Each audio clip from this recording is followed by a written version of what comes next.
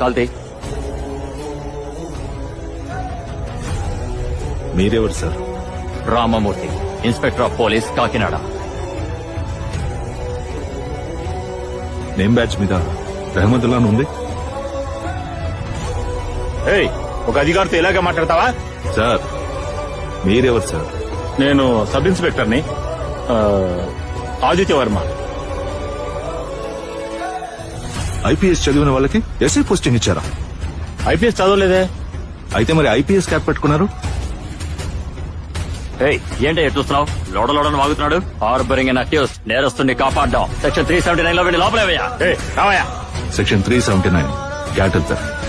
అంటే ఏంటి తమ్ముడు? కోళ్ళని పశువుల్ని దొంగలించే వాళ్ళ మీద వేసే సెక్షన్. ఆ అమ్మాయిలకి ఏదో సెక్షన్ చెప్పాడే. సెక్షన్ 509 ఈవ్ టీసింగ్.